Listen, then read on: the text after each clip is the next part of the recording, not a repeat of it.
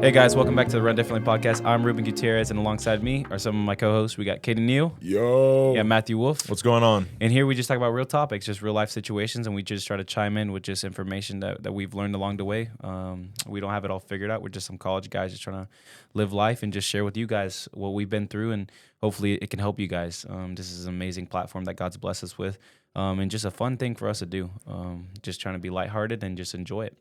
But yeah. No, what did we talk about last week again? It's been 2 weeks. We haven't been in here in a while. Yeah, we haven't recorded in a minute. It's been a while. We talked about. We did a double podcast. We did it with Zion Wood, evangelism. Yeah, now I remember. Yeah. Sorry, it's been 2 weeks. We did kind of our personal testimonies, and then we talked to Zion about evangelism. Yeah. And how to share the gospel. Yeah. And he had an interesting perspective. He thinks there's a clear distinction between discipleship and evangelism. Yeah. And how one's a gift. Yeah. Interesting stuff. Yeah, it was pretty profound pretty cool. stuff. Profound. This guy's just throwing out big words now, and I think my video is working now. Okay, I know the pray- last two. Yeah. Let's pray to the Lord that Everyone it missed seeing you. that it worked out. Yeah, I got a lot of Shout. messages like, "Hey, yo, fix your camera." I was like, "My bad. We'll be back." You But- guys wanted to see Ruben. Oh, that's so sweet. Hey, speaking of life, dude, how you guys been? Ruben, you were gone. Yeah, that's why we had Yeah. to film too. You were in Big Apple. I was in New York City. Yeah, it was awesome, dude. It was so cool to be out there and just explore and just really view the culture. And I'd say that's my biggest takeaway. I know that like a lot of people are asking like, what's like the coolest thing or what was like your number one thing? Like, it was going to Jackson Heights. That's probably the number one spot where like culture is just everywhere. Like it's weird. Mike Ackerman, professor here who led the class, was talking to us about how like, and just looking at the storefronts, like every single one of them had a different language on it. And then there was just a bunch of different people groups there. Interesting. It was really beautiful because you get to see just a culture where no one's alike. And there's like different, and obviously you do have those cultures or those ethnic groups that are together. But it's like they all live together in one area. And there's like, you know, I mean, they're just like living together. And it's like, yeah, I don't know. I feel like we try to make it seem like that's hard to do. But it's like, dude, that's like, it's just beautiful. Like the fact that they can, like, it, like the best way I could put it, I guess, is like that Zootopia, you know what I mean, where there's a bunch of different animals living together. But it's like, not that we're animals. I'm not trying to say that. I mean, I really for 2 seconds thought you were talking about Zoolander, no. and I was like, I don't. What's Zoolander again? It's about I forgot the name of the one dude, like Will Ferrell's in it, and they're like models. And Okay, it's like, yeah, he's yeah, like yeah. trying to live a normal life. No. And I was like, man, I don't really get how that. But I was like, you were nodding your head, so I was like, yeah, all right, yeah, Zoolander. No, Zootopia, like, because what they try to get at is like the Yeah, different yeah. diversities Yes, I got coming you. together. And so, like, that's what you've seen in places like that. And I was like, that's cool. Like, Yeah. it's beautiful. Hey, shout out New York, man. For real. There was a lot of y'all that went on that trip, too. Like, Yeah. I think it was 34. the biggest group Mike took. Yeah. Yeah, it was big. It was awesome. Dude, there is like Drew McGowan. Dude, he would just disappear. Didn't see him for days. Like, or at least it felt like days. We didn't see him like for a while. Like, there's some guys like, dude, I haven't seen Drew since we got off the plane. And so it was just funny. Like, Oh, you guys were able to just go do your own thing? yeah, like you go, well, we have like set times like in the morning. Outside of the morning, we would meet. Do maybe in the Devo mornings. or something. We would do like what's it called, like a debrief. So go over what we've been learning, what we've been experiencing, and we would talk about it.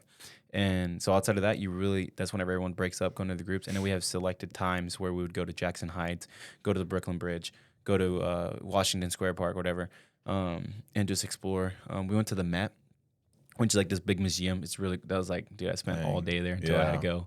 It was beautiful. And So then did y'all just like Uber around New York? no, there's or- subways, bro. Take the subways. Yeah. Nah. I would man. get so lost. No, it's actually so much easier than you would think. Really? Like the trains go one way, and your Apple Maps, Google Maps, like show you the exact exit you have to get off of. Really? And yeah, dude, it's sick. That's crazy. And it was fun because I got to just like hop the. We have our scan cards, like you can just scan it to get in, but it's like there's something about just hopping the Scantron thing just to jump over the rail. So I'd scan it and then just jump over because like it'd just be like just to say I did it because you have to scan it and then the thing pushes you through. Yeah. Felt like you were in a movie, huh? Yeah. I hear there's a lot that goes on in them subways. I'd be scared. Dude. Rats. New York. Yeah. I heard there's these Rats. People. I've Yeah. heard there's like these like turtles and stuff too that like know karate Dude, that I've yeah. always walked around. That was like a big old rat that yeah, teaches and them. then, Yeah. Then there's like this one guy's named Shredder. Holy man, MC he got like Mikey. knives. Yeah. But I mean, no, you're saying that like you feel like it'd be wicked. Like it is, dude. Like especially at night, there's like a lot of instances where crazy stuff has happened. Like I think there was like a whole entire train that was like delayed because someone was walking the railroad. And so you're not supposed to be walking that stuff. You can get killed. if Yeah, you get in that dude. train. And so someone was walking on it, and so that whole entire subway got shut down. That train route. Wow. Crazy And stuff. yeah, I had some FOMO. I'm not gonna lie. After I was getting all these photos back, I was like, man, that looks like a lot of fun. yeah. Concrete Matthew kept jungle. texting me. Matthew kept texting me. I bet you miss me. I bet you miss me. I texted this man one time. Okay, talking about like I was always hitting him up. No, I'm surprised. I missed you, Ruben. I did miss you. I didn't say I didn't. Okay. In the text message I did, it was sarcastic. Yep. I was a- like, we can pull it up. It's I'm fine. a sarcastic butt. We got so receipts. I We was got just receipts. joking. I was gonna say, You I don't just- got to do all that. No, it's all good. I text so many people. You're already lost in there. Yeah, I figured. Yeah, Matthew's presidential. Okay. yeah. Presidential. You can't get egoed by me, bro, because everyone knows I'm lying. Like I text like 4 people. That's it. Yeah.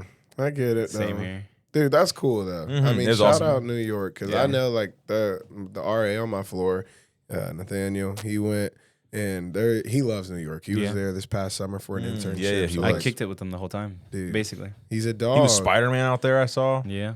I loved it for you guys. I want to go to New York as well because it's Dude. one of those things where it's like, I'm from the city. That's the city. Yeah. Like Yeah. there's- it's different, Yeah. And so I mean, I always think of Alicia Keys, her Empire State Building song, whatever. Empire State of Mind. That Yeah. Dude, they that's- play that all but the like time. the bar that she says is concrete jungles are where dreams are made of. But like concrete jungles, I'm like, that's literally what New York is. Just towering buildings. I was about to say, I saw this like Instagram reel, and they were like showing like I don't know what like provenance it was in New York, but they're like it was like a Google Maps tour of it, and then when they zoomed out, and it was like gray, gray, gray, gray, gray, and then like you could see like on the outside of the city, like that's where like trees and stuff were. But I'm like, dang, New York's big, dude. Like that's massive. Yeah. Yeah. The only green that's really there are the parks. Yeah. Yeah. Shout out New Crazy. York, man. It was cool. The Louis Vuitton suitcases were pretty cool. We had to go to like this place called Bergdorf Goodman, and it was like this really high end fashion mall, and we had to try on stuff. So like I was trying like $10,000 jackets, like sports I'd be coat. so nervous. It was me and Mike Ackerman's boy, That's Judah crazy. Ackerman. Shout out Judah and Cooper. But yeah, we're there together, and so they were messing around with some cologne, and the lady came and was like, "Are you guys looking to buy? Or you guys just smelling?" And they didn't say nothing, so it was quiet for a little bit. So you just kind of had to come up with something on the fly. And I was like, "Oh, actually, their dad sent me with them to go and shop, and so I'm just here, just taking care of them." And she looked at him and go, "You guys are so lucky to have such a young nanny. Like usually people get stuck with like 40-year-old nannies." And I was like, "Yeah, like that was kind of like the mindset of it all." And so like What were they saying? Just listening? they didn't say much, but they talked about so they knew their cologne. Yeah, So like okay. so like Judah and Cooper knew what Creed was, and they're like, "Yeah, I don't really like. I usually like whatever, spray that one or whatever." Mm-hmm. So they're saying it all, and so it was just like one of those things where like if they think you're playing around, they're gonna kick you out.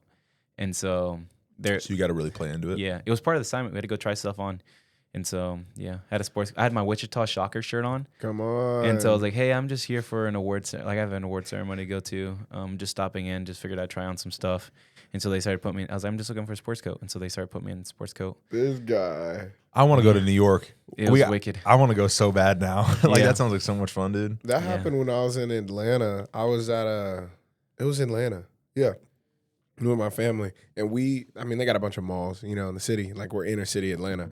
And at this one specifically, it was one of the nicest malls in the city. Okay. Like this is where like Cardi B, the Migos, if y'all know them, Offset, Yeah, take yeah, off yeah. that like this is where these people shopped at in the city. Like a when they designer come. place. Yeah, like the whole mall was just nice, dude. And so we get to this one spot. I don't know what it was, Louis Vuitton.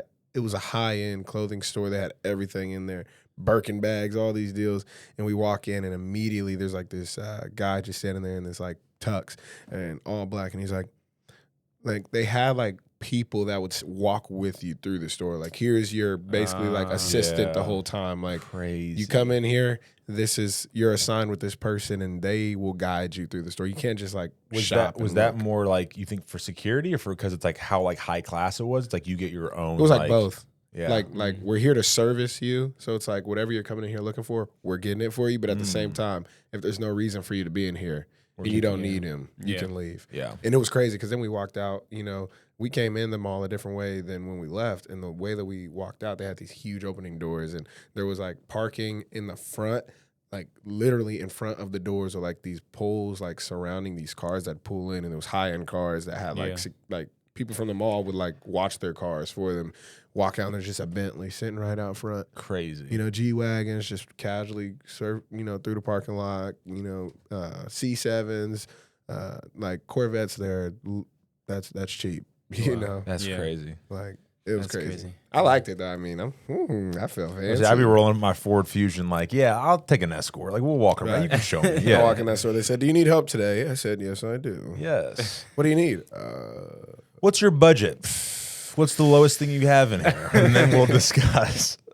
He said, "We got a napkin for you. It's $500." Ooh. Okay. Yeah, Drew McGowan was actually talking about something like that. Like he started sweating because of how expensive it was in there. He was like, he didn't want to mess nothing up. He was like, if he damages something, he's like, they're gonna charge him for it. And so he left. But he was like having like anxiety, and I was like, it was funny. So Not you though. You were putting on wearing Prada bags, Bro. and- Putting on for the city. bro, it was crazy. It was Yeah. fun though. It was a really fun trip all It around. is Yeah. dope, man. We can Shout talk out about it New some more York. sometime. Hey, happy to be back. Caden, what were you up to this week? Oh boy, He was famous. Again.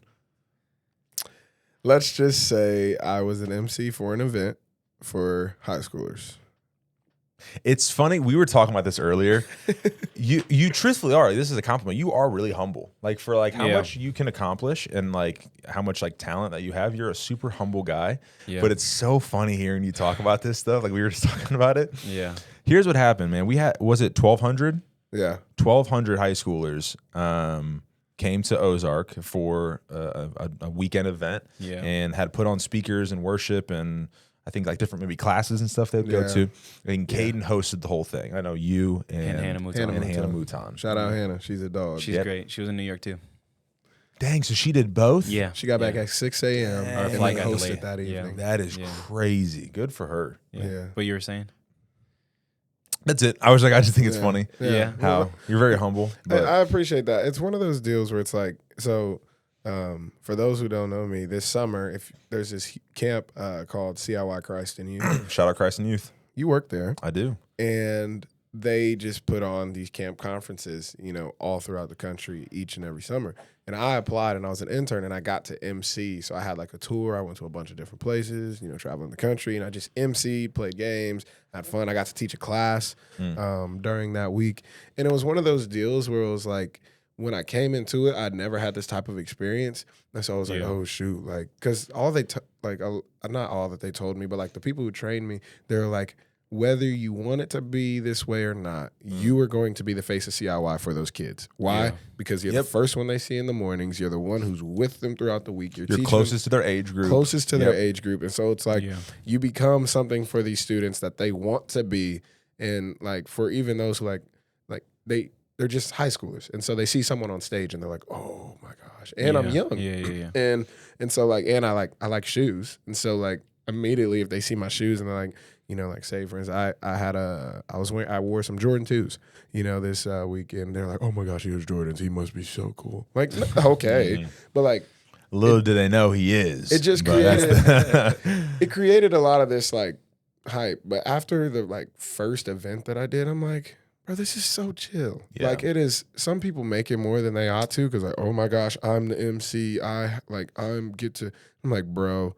All it is going up there, giving a few announcements, making sure the kids know that it's we're There it here to is. have a There good it is. time and there's purpose here. Yeah. And then after that, be yourself. And I that's think the easy part. one thing you probably can figure out too is I feel like what makes or breaks it is the purpose behind it. And if your purpose is I care about these students and I want these students to have a great time, Yeah. then the way that you present yourself on stage is totally different than I want to be recognized. I want to have fun. I want to be like the cool MC. I want to do whatever. And then, you kind of get lost in it because well, it's no longer about I want to elevate, like I want to like support kids for this whole week that they're learning about Jesus.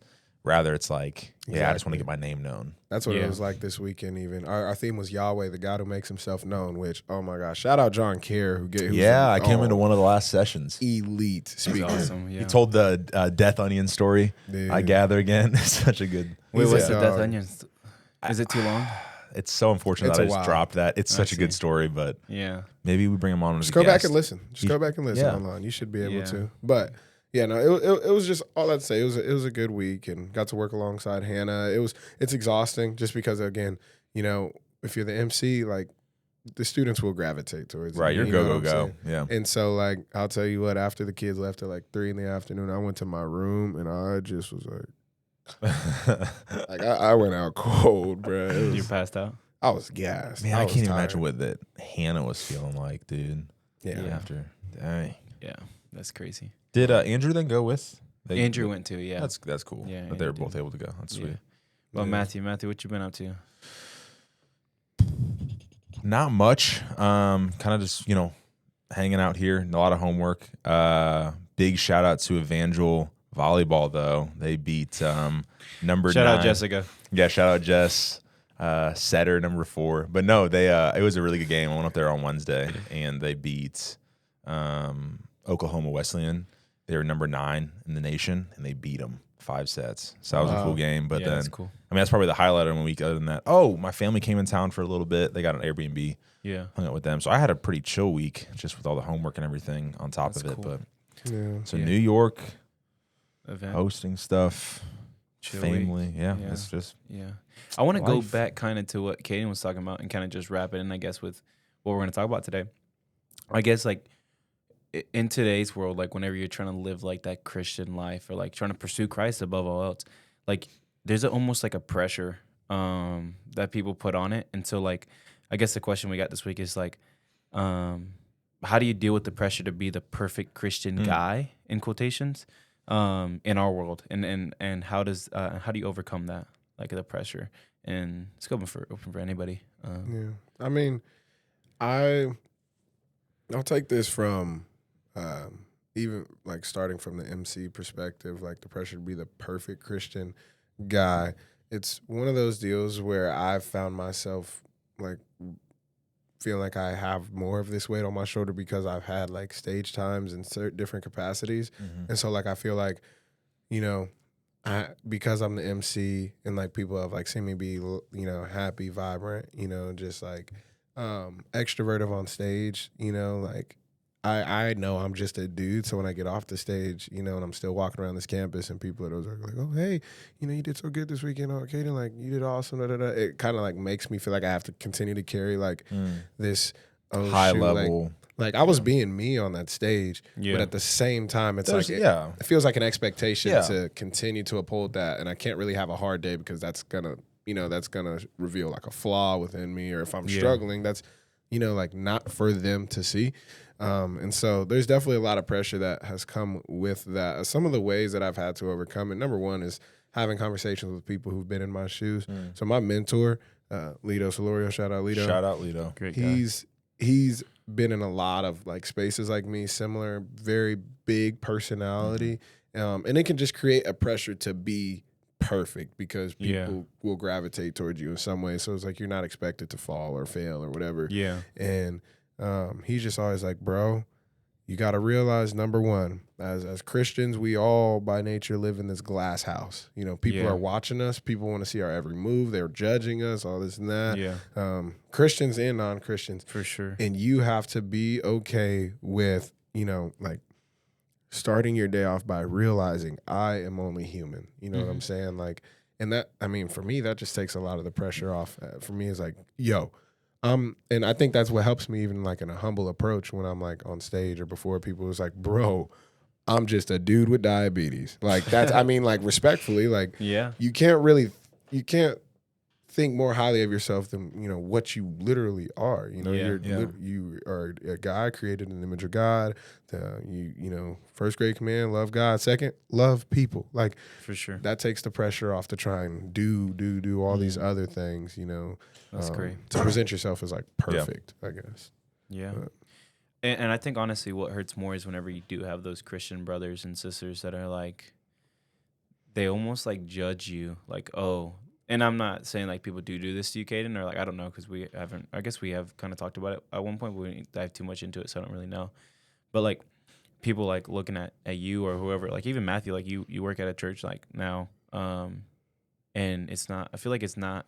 There's a lot of people at Ozark that don't work like in a church like you do, and so some people can look at both of you guys and be like jealous of just like how did he land that position, or how did he land that spot on the event staff, and it like almost hurts. And so you do have that pressure of just like not only like having to have it all together, but like having to like answer those questions. But it's like we don't even have to like, it's not for us to answer. It's not for us to do that.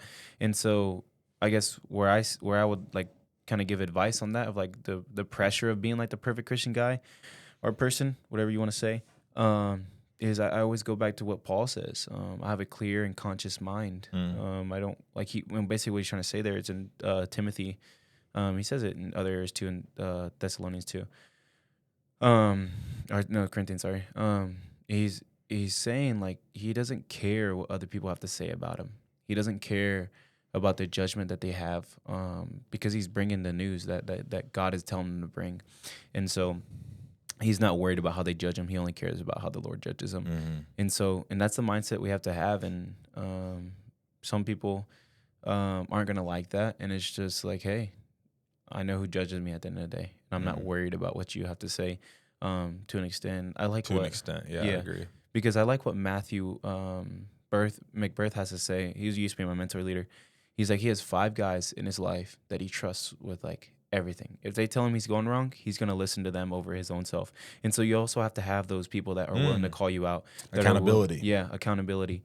Because if it's just on you, you're going to fail. Yeah. You just are. I know from experience, like I've tried to just live that perfect life, and it's like, no, I mess up so much. But it's just like, if I don't have those guys that are just going to call me out whenever I go wrong, it's going to go south. And McBirth speaks on that. He has those guys that whether like he believes it or not, they're like, hey, like you're doing this, feel like you're leaning this way. And so he's going to take that with more authority than his own self, because he's given those 5 people that he deemed as like pursuing Christ. And so like you got to be careful on who you trust to give that authority to. And so that's what he was telling me, like be careful who you give that to, because you want their words to be bigger than your own words. Because then you know, like if you're going south, and if that makes sense at all. And I even like what you had to say about it. You're actually were you there for that talk? Because me and him were in the same mentor group. Probably. Yeah. I was in me and Ruben are in the same group, but then he just upped and walked out. No, I'm just kidding. I'm not going to speak on that. I plead the fifth. You make a great point. Even I think some of that pressure to want to be a perfect Christian can be fed by the own lies we feed ourselves. You know what I'm saying? What do you mean? What do you mean? Like, don't get me wrong. Culture, tries to make it out like we naturally take on this pressure to be a perfect Christian when we get on Instagram and see our favorite speakers, and we only see them speaking, good, preaching good sermons or being, loving people or whatever. So like social media creates a facade for sure. Like it just makes it look perfect. But also I think that we tend to put the pressure on ourselves whenever we don't invite people into, our own brokenness to be perfect. Why? It's because you're carrying everything that you know about yourself without anyone else knowing. That's a pressure that you're not even aware of, but it's just like it's gonna play out that way simply because no one knows your mess. No one knows where you may be having a hard time, or you don't trust anybody with all of who you are to speak life into you.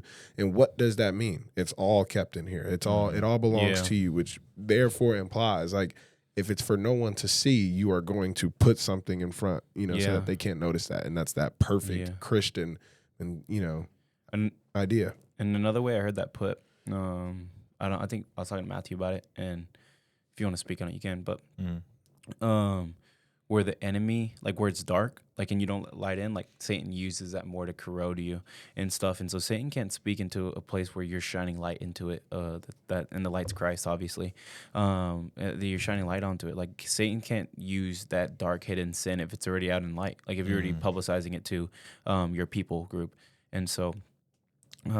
That's important too, is confessing your sins to your brothers and sisters that you trust. I'm not saying go out and tell your classmates, like all your Yeah. classmates, like Yeah, no, absolutely not.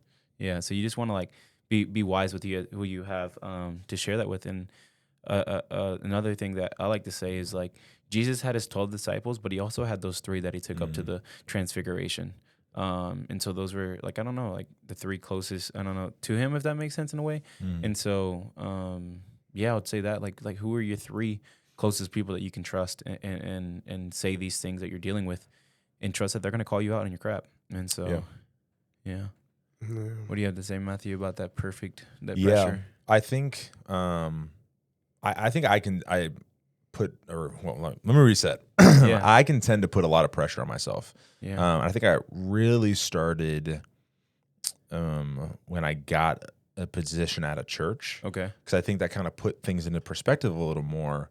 I can remember when I first made my decision to go to ministry, my dad kind of read me those verses about like, you're going to be judged a little more strictly and there's more responsibility placed upon you because it's kind of like you're in the business of saving souls. Yeah. Obviously we're not the one that's saving it, but it's like we're the ones that are communicating that gospel message. Mm-hmm. And there are, it's always like funny. It's like we always see so many warnings in scripture, and this is where my mind goes to. Yeah. Jesus says it. We see so many warnings in scripture about false prophets. And we always think, okay, be careful of the false prophets. But sometimes it's the fear of going like, well, hang on, what am I saying then? Like, let me not be so. And I'm not saying that I'm, that first and foremost comes down to what you know about scripture and your relationship with Jesus and the confidence you have in that. But I think I can get so caught up in my mind that if I don't have my life figured out, the people that are listening to me on a Sunday or on a Wednesday night, they're gonna see through me, and go, we're not listening to you anymore. We don't care about this. And I think that's why every time I have a low night on a Wednesday night, every time I get off stage after preaching a sermon, and I'm like, man, I just don't feel like that went well. My first finger that I pointed at is myself, that I'm doing something wrong. Yeah. Like I must not have this figured out. I must not whatever. And I kind of really beat myself up over that. And it kind of creeps into a lot of areas of my life, whether that be like friendships and whatever, where I can fixate so much of I have to have everything figured out. And I don't like letting people know that I'm not. Yeah. But I think that's such an important thing, especially what you were saying. If it's always those pastors that you don't expect it to, that have those big moral failures, that you hear about them, you're going like, whoa, I didn't even see that coming. And I think what happens a lot of times is because, like you said, when you have a darkness in your life, that's where Satan works at it, and he opens it up. And if you have a sin, or if you have a struggle, or if you have whatever, I'm not even like a sin. If you just have something in your life that you struggle, and an insecurity, a doubt, or whatever, and if you never bring that to the light of Christ and the truth of Christ, man, those things just fester and they build and they build. And that's why I think the two things that I think that have helped me a lot is, one, having those men in my life that can steer me in that right direction. Yeah. That if I can give a phone call to or schedule a meeting with and just go, hey, here's what's happening. Set my perspective right. Like, realign my sights. Am I accurate? I'm freaking out about this, right? I'm stressed about this. I'm beating myself over this. Is this something major? Is this something minor? And 99% of the time, it's always like, yeah, Matthew, you need to chill out, right? Yeah. But then also, I'm thinking of 2 Corinthians 10:5, which we are to take every thought captive, but also make that thought that we're taking, make every thought captive obedient to Christ. And I think that's so big because, especially in a culture of self-help and trying to be the best you that you can be, we have to understand, it's like, man, we are sinful and we're flawed. Yeah. We're never going to be perfect. And if you're chasing perfection, you're a life of chasing the wrong thing. So when we have these thoughts, we have these doubts, if we're going, I'm not being good enough, it's not to say just dismiss them and go, nope, that's not true, because they might be. But it's also not to go, well, let me really fixate on it and like freeze and not do anything in ministry, not even in ministry, let me not do anything in my relationship with Christ. But it's that balance of, well, let me actually take this thought captive and let me make it obedient to what the scriptures say, to what the word of God says, and then compare that and go, okay, am I overdoing it, or am I not doing enough? Yeah. Yeah. And I think even, I kind of want to hone in on just our audience. I know we got a lot of like younger listeners, like high school and college students that are not at Ozark Christian College. How would you guys answer that question? Not saying that we're answering it wrong or anything, just like kind of answering like, I mean, we're Bible college students. We don't have the pressure that the normal world has. If we're being It's honest, true. we're in the Ozark bubble, and what we mean by that is like we're surrounded by Christians. We're not surrounded by temptation in the way that you guys are surrounded with partying. Yeah, it's easy to not fall into the sin of partying when there's no parties going on. Yeah, You know? yeah. And so like a lot of things that we deal with, and I'll just be honest, a lot of things that we deal with is gossip, slander, a lot of like the verbal sins that we have. I believe that we fall into, and so we just got to watch ourselves with that. But like the more physical temptations, I guess, of just like, you mean, you want to be perfect, but then you fall into like you're at the wrong place at the wrong time, then it causes you to stumble. Like, what's that like? I guess for you guys, like growing up, if you can reflect back on it and just share some light on that, just like how would you have dealt with that better, or how would you deal with it now? If you were at a secular college or just even in high school, you're surrounded by Christians that aren't really living their life right, and they're looking to you to be the perfect Christian. And how would you answer their questions? Caden, I think it was you that said who you hang out with is who you become. No, yeah, I said that. Yeah. Oh, you said yeah, that. yeah. Yeah. All right, I was going to try to like No, you're good. flip it over, but I'd still like you to answer it. You know? You got it, Kate. Yeah. I don't know. I thought you talked about that. So now my transition's broken. But No, you're Caden, good. your turn. Wah, wah, wah, I really thought it was you. I was like, who would say this profound thing? I don't say profound things, I guess. wow. I'm just kidding. All right, you got it. You got it. So you're asking one more time. Sorry, my mind just kind of went out. Yeah, with yeah. that. Talk You want about me it. to Yeah. Ask it again. Yeah. How would you, I guess, answer this question of like, how do you deal with the pressure of everyone looking to you to be that perfect Christian In a secular setting. in a secular setting, or even if it's not secular? Like I got guys back home that are going to Wednesday night Bible studies, that are going to Sunday church services and stuff like that. But it's just like their other Christian friends aren't living the life, and so then you have that temptation to fight to go there and do the things that they're doing. But it's like, hey, I can't do that because you got this. You feel like you got to hold this perfect, the perfect stance or whatever. Yeah. This was definitely a lot of my experience. When I got saved. Just that pressure of the perfect Christian. Because I had friends who quote or claim Christian. Sorry, but it was like I was actively trying to live it out. But then I was also faced with the temptation of wanting to go do what they were doing because we were Christians. Yeah. I think in a high school setting, I mean, like you said, I will gladly take, what you, I said that actually. Yeah. But no, it literally comes down to who you surround yourself with is like, it matters the most, especially in a secular environment. I think of my brother, for example. He's in college. He's not in high school, but he's a Division I athlete down at a big school in Texas. And this is his third school. He went D2 in Topeka, Kansas at Washburn. Shout out Ichabods. And then he went JUCO to Independence, Kansas. And if you know anything about JUCO, those guys are different breeds. Yeah. And then now he's at, his school down in Texas. But when I'm speaking for TJ, in a secular environment in high schoolers, this can, if there's high schoolers listening, this could apply to your life or any college age in a secular environment.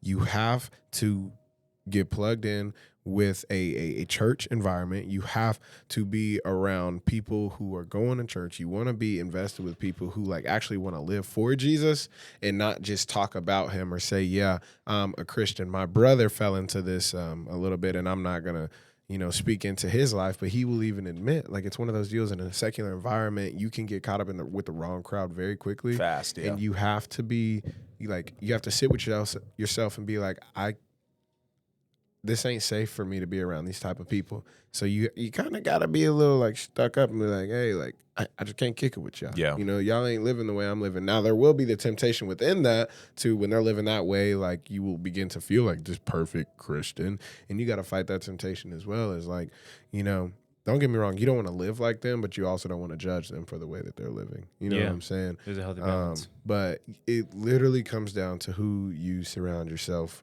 with. It's so important. You have to be honest with yourself. Where am I going to fall? Where am I going to stumble? Because if you can't be real with yourself, you're going to surround yourself with people that are going to lead you astray in a secular environment. And it's going to be subtle. It's going to be, hey, man, just come hang out. Yeah. Hey, man, just come kick it with us. Stay up late with us. You ain't got to do anything. Just kick it with us. Stay up, be late, Yeah. and getting back at 3 a.m. you know, Nothing. from a My party. dad always said nothing good happens after like 10 o'clock at night. Yeah. You know. Absolutely, and it just it's one thing after the another, you know, snowball effect. Because Yeah, we talked about that like 2 weeks ago. yeah. It's funny because I feel like we're you know, this conversation kind of circles some of what we've even talked about, but it's because it's a simple truth. You know, like nothing is new. You know, like we know what we ought to do. Sometimes we just need to be reminded to do it. You know what I'm saying? Like there doesn't have to be this new profound word from the Lord. Like we know what we need to do. Scripture say bad company corrupt good morals, and yet we still surround ourselves with bad company. Yeah. In a secular setting, we have to be. Don't get me wrong. Jesus hung out with sinners. Jesus, you know, he was at parties. Like Jesus was around these people as well. But like you say, to your point, Jesus also had his disciples and his, you know, closest friends, and we have to have like that type of approach in a secular setting. And sometimes it's hard because maybe you move to a new school, you don't know anybody, so it's hard to get to know people. And I think there's grace within that if you know, make mistakes at time or whatever. But like, you just have to be intentional about surrounding yourself with good people. Yeah. But Yeah. And I think with that too, you said this really early on, that there's, I think what high schoolers and even probably college students, the thought is, oh, well, I can't go to parties and I can't hang out with these friends. And if these guys want to go hang out, well, I can't do that with them. But really set me free from that thought and that understanding. It sounds weird, I'll explain it, but it's like, it's not that like you can't do it anymore, but it's like you don't have to do that anymore. Yeah. And in the sense of like, when you're living a life of sin, you got to keep up that reputation, you know, because especially I know in high school and in college, it's, you know, it sounds so weird to say, especially like to a college student, but it's like, yeah, you just want to fit in. You just want to belong, and you're willing to do anything to belong. So yeah, you have to live this certain way, and to be accepted, you have to do this, and it's like these sins that you have to commit because you're stuck to the chain and the bondage of sin. But man, if you've been liberated through Christ, it's like you don't have to do those things anymore. Like you're not a slave to those things anymore. Yeah. So don't even give it a foothold. It's not a problem for you anymore.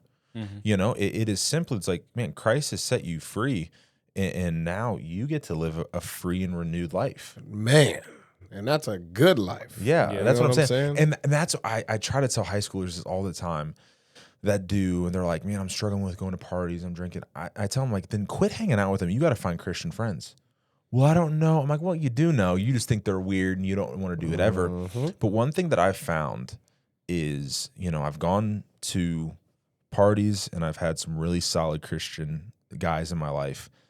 Reflecting back, first of all, the first thing I look when I reflect back on my high school years is that none of it mattered. Yeah. And it's so hard to think. And I think even today, I'm only 20 years old. It's still hard for me to think about like, okay, well, one day I'll be 30. So like my 20s, it's not that it doesn't matter, but it's like, man, the worries. Like, I have 2 exegeticals to do on Friday. Man, give me 2 more weeks and I won't even be worried. You know, like I won't even be like, yeah, like it's going to be whatever. But it's like magnified when you're in high school, because it's like if you're not doing this, if you're not doing that, then people are going to make fun of you. Dude, if that's all high school is and people are just going to make fun of you, so be it, because then you're going to graduate with a clear conscience.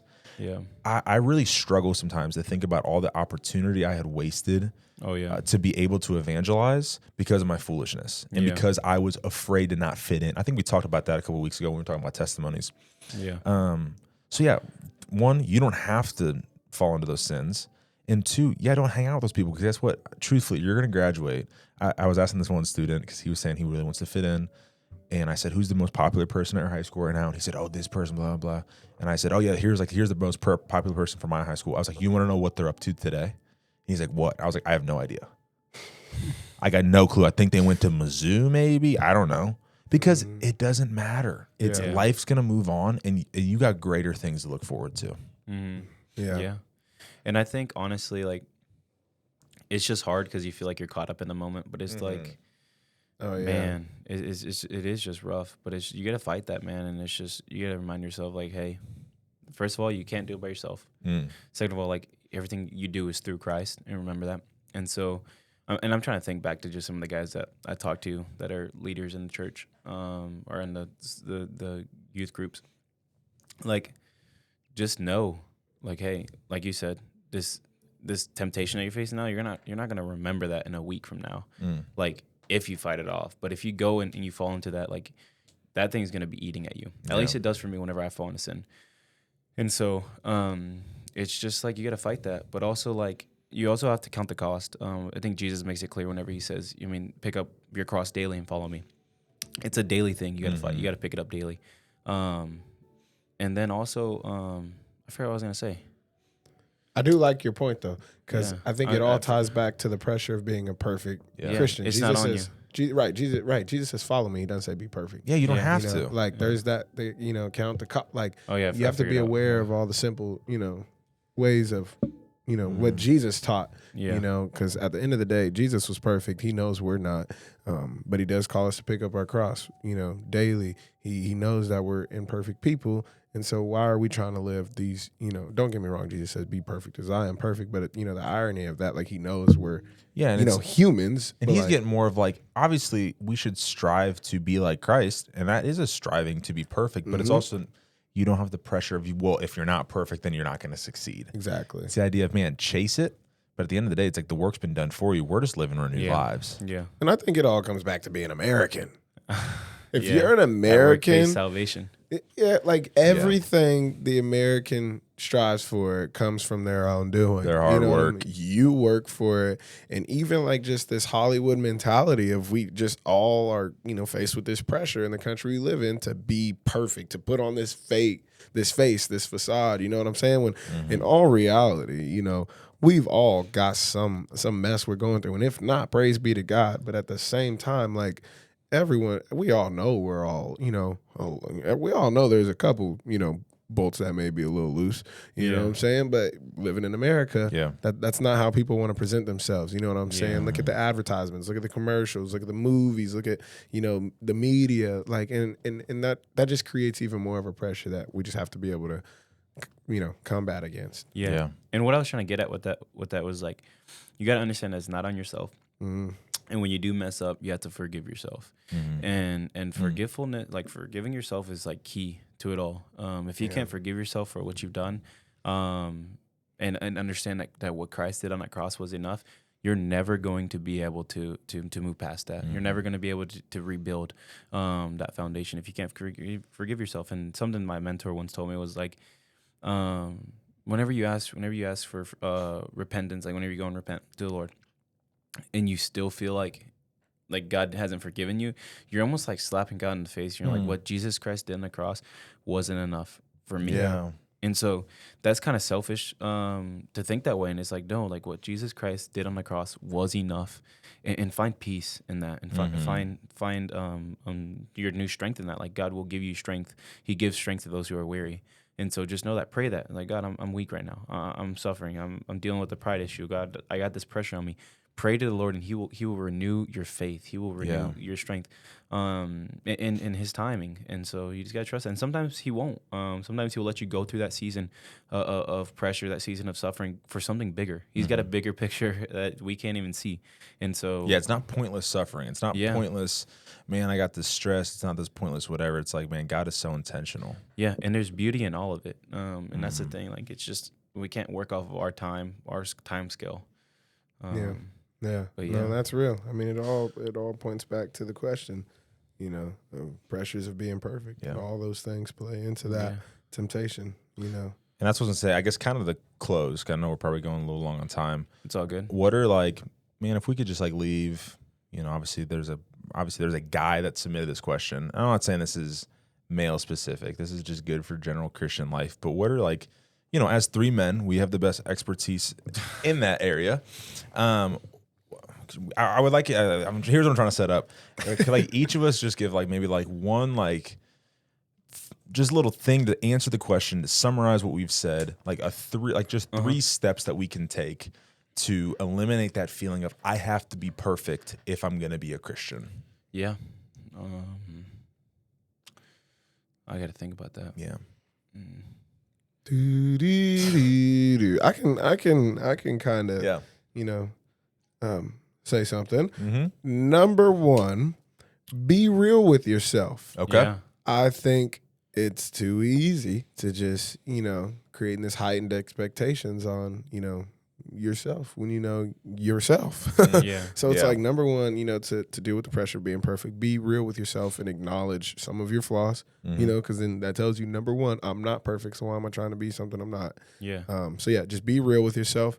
I think to avoid the pressure to be perfect as well, you have to, number two, be willing to submit that temptation, that desire to want to be to God through prayer. Yeah. Yep. I think you also 2 Corinthians 10:5. right Yep. to some way, even like depending on how astray it's led you, repent. Father, I've tried to be perfect, and don't get me wrong, like you have set the standard for us, but you also know. That's why you died on the cross for us, because you know that we are all like sheep who have gone astray, and we can't think with our head straight sometimes. So it's like, Father, forgive me for, less of trying to be like Jesus and trying to be Jesus. Yeah. And then number three, I think you just have to live with transparent. You have to live a transparent life. An authentic life. Yeah. Just, Who you are on the stage, same person you are off the stage. Yeah, and that doesn't Yep. mean that everyone has to know every bit of my business. Yep. Yeah. You don't need to know I have 6 toes. All right. I guess we know that. He doesn't. He's just messing. Not that I count. That's we used to live on the same floor. Ruben's so, like, no, we used to live on the same Yeah. floor. No, that's good. I think that's good. I think that's solid 3 points. I don't Yeah. have 6 toes, by the way. I guess what I would say to that too is my number one, I guess, is don't be so hard on yourself. Like I said, you got to forgive yourself.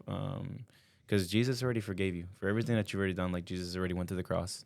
He knew it the moment that he climbed up on that cross, that who he was forgiving. He had you in mind specifically, that I'm dying, I am laying my life down for you. And so understand that his grace is enough, so that you can move on and continue to grow. And my number two would be, similar to Cadence, just be real with yourself. Don't let that, like, whatever you're dealing with, go and tell someone. And that leads to my third point.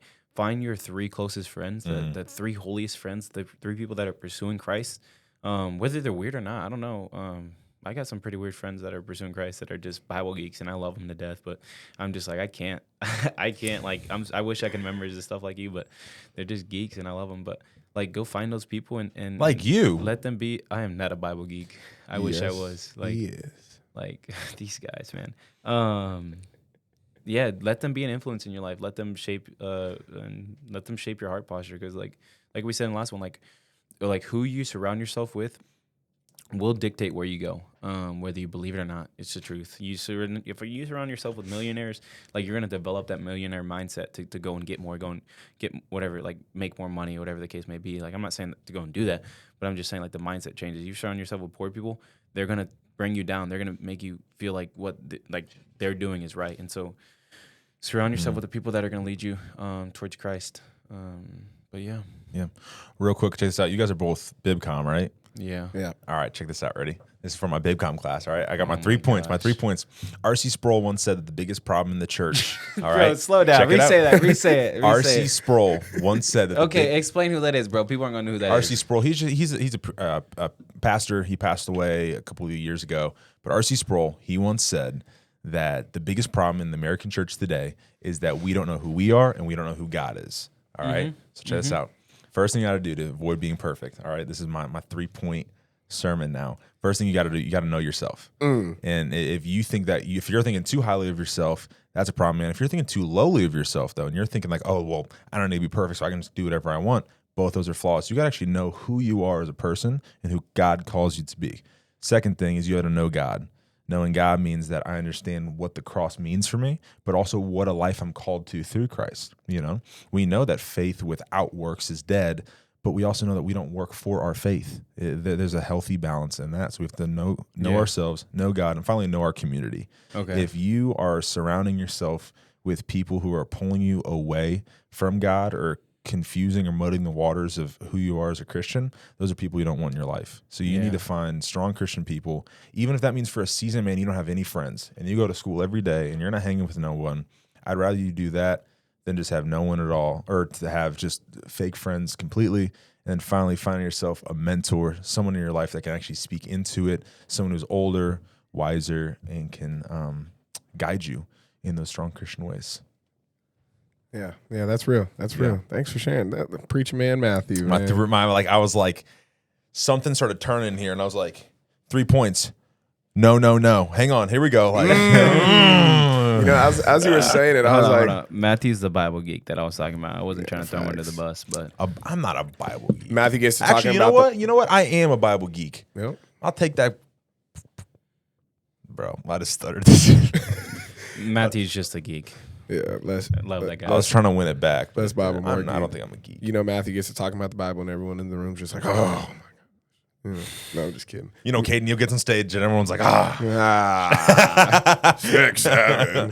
No, anyways. That's a grown man. That is a grown man. I'm sorry. That's a Hey, grown man. We didn't Logan say 6, Ragsdale's 7. about to cook you, bro. He is. I hope he listens to this. Logan Ragsdale's a guy on this campus who hates that 6, 7, everything about it. He despises it. But man, Matthew, that was a word. I actually, you know, before we do get off here, I have a question for you guys. Okay, you know, it sprouted in my mind. I seen this on the internet some time ago. If you guys, okay, had Mount Rushmore, we know what that is, right? What's You know, Mount Rushmore? Mount I'm Rush. just kidding. I know what it Don't is. ask me. Don't ask me who's up there. I can tell you what it is though. It's George Washington? George Washington, Oh. Abraham Lincoln, No. Roosevelt, Yeah, Roosevelt's on there. and Clint Kubiak. Go Seahawks. and Donald J. Trump? yes, yep. No, I don't know. No, I haven't. I was I've just not. saying the current There's president. another one up there. I was just saying the current president. Side note: Donald Trump wants to name the new, because there's a new Washington Commanders NFL team.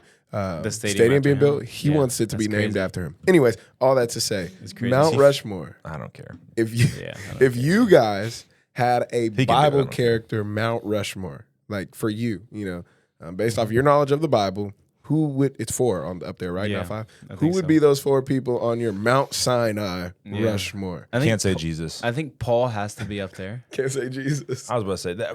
Paul has to be up there. You guys are gonna take all the good ones. And All right, I'm I'll like, go first. All right. Mine are Paul, Mark, James, brother Jesus. Man, one more. Hold on. Dang, New Paul, Testament. Mark, James. If I have to go Old Testament, it would be like Daniel. Daniel would be up there. You can only have 4. Yeah, I know. I'm thinking of another one to substitute for because I want another Old Testament guy. Daniel would be up there. No, you're a New Testament guy. It's all good. It's all good. We're the Restoration Movement. If you know, you know. We don't listen to the Old Testament anymore. Those are my 4, I guess. Yeah. Yeah. Okay. So Paul, Mark, Mark, James, brother Jesus. and Daniel. Daniel. Yeah. Okay. Daniel-san. Matthew. Okay. Moses is my number 1. Because I feel like we can't do repeats, right? Are we allowed to do repeats? I don't care. can. Let's not do repeats. Yeah, that sounds more fun. It's getting harder though, because like I love Paul. I go John. All right, let's not do Paul then. Mine would be Mark, James, brother Jesus. No. You keep Paul. I can go without Paul. Okay.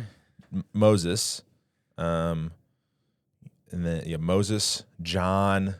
Who else do I really like? John the Baptist or John the John the Apostle. Okay. John the Baptist isn't a bad one though either. Yeah. Prepare the way for. I'm going John the Baptist actually. That's So so you got good. both Johns? Prepare the way for the Lord's servant, and like how like even like when Jesus rose to power, he like let his followers follow. Yeah. That's a bro right there. All right, what about the greatest missionary of all, the Samaritan woman at the well? Hey, she What about great. Rahab? I was thinking Rahab. I was thinking Rahab. Jonah was also another really good missionary too. The wise words of Yi Fan Chen.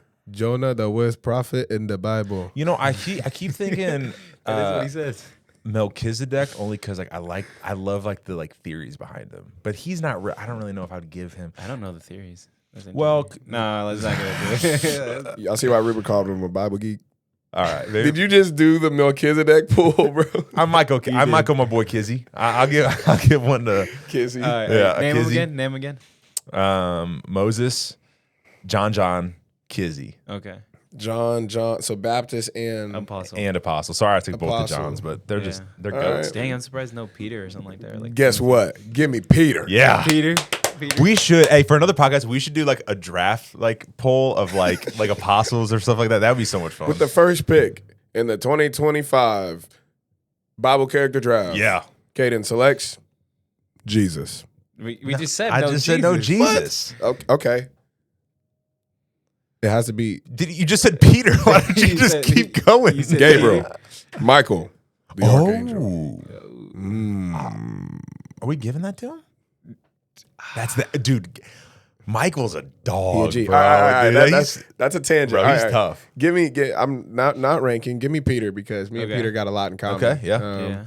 I'm gonna be hooping with him up in heaven because we both then said some things that got us Well, in he's trouble. pretty slow. You know, John beat him, so. Yeah, Mm. right. You guys do got right, some right, in right. common. You're right. So give me Peter. Go ahead and give me David. Come on now. Okay, that's a tough pool. Come on now. Good poll. Give me David. Me and David got a little bit in common. Peter, David. Dang, y'all said John. All these. He said folks. John, bro. He said both Johns. I Give know. me Timothy.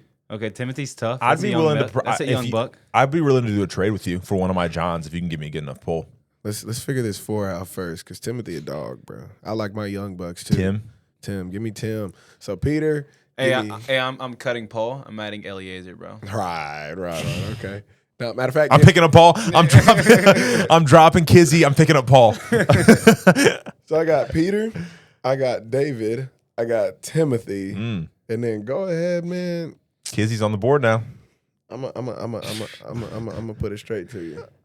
Go ahead and give me dang, man. Y'all making this tough. Y'all making this real tough. Y'all didn't took all the Jehoshaphat. That's a good name. Joseph. Give me the author of Hebrews. Luke. You want Yeah, Luke? you want- Just say I Luke. was about to say that.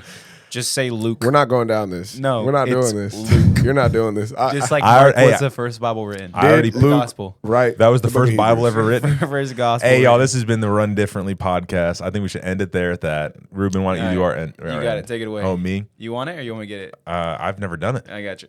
Hey guys, this has been the Run Differently podcast. We wanted to hear you guys for Mount Rushmore, Yeah, Mount yeah, Sinai, yeah. Yes. Mount Sinai. So put them in the comments, DM us, whatever. We'd prefer you to comment. It'd be pretty cool. Let us know what your 4 are. Yeah, but this has been the Run Differently podcast. As we talked about, just what the pressure is like to be a Christian, a perfect Christian guy in today's world. And we hope that we've been able to just encourage you guys and just share what we've been through, what we walked through, and just some of our insight on that. We're just some couple college guys studying the Bible, having fun, doing stupid things, all in the name of Yeah. Jesus. And yeah, if And you it's guys, a lot more. I'll tell you what. Like I went back to, this is a lot more fun, guaranteed, than hanging out with people that are going to lead you astray. You Yeah, know? As a that's true. Christian, way more fun. Yeah, That's there's a word. less guilt whenever you're having fun in the name of Jesus. Mm-hmm. And so I can make fun of Caden without feeling guilty to an extent. And so yeah, this has been a Run Differently podcast. So yeah, our podcast comes from Colossians. Caden, why are you looking at Keep me? it running. Keep it Why are running. you looking at me like that? All right, this has been a Run Differently podcast. We love you guys, man. Tune in next week as we talk about something new. Send in your questions. We got the Instagram up at the Run Differently podcast on Instagram. And then we got Spotify and YouTube up. So tune in on both of those. Very nice. Whatever you guys want. Yeah, that's it. Peace. See ya. Deuces.